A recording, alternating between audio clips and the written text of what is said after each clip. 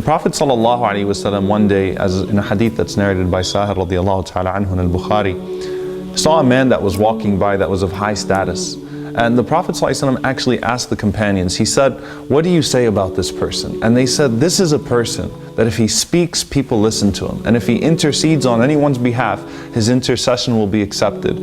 And if he was to propose to anyone for marriage, his marriage would also be accepted. His proposal would also be accepted. And then the Prophet ﷺ saw another man walking by, but this was a person that was of low status and that was from the poor Muslims. And Rasulullah ﷺ said, and what do you all say about this one? And they said, this is a person that if he speaks, no one's going to listen to him. And if he was to intercede on anyone's behalf, no one is going to accept his intercession.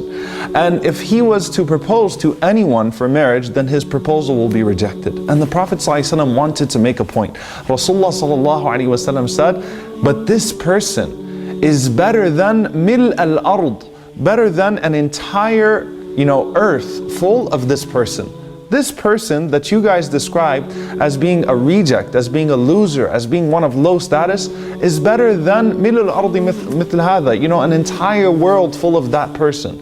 And so the Prophet ﷺ, what he was doing ﷺ, was he was redefining our idea of beauty. And the Prophet ﷺ did this on numerous occasions. So we see, for example, Ibn Mas'ud radiallahu ta'ala anhu, and he is Abdullah. He is the man who is the greatest of the Abadila, Abdullah. And this man radiallahu ta'ala anhu was so short that he was a dwarf.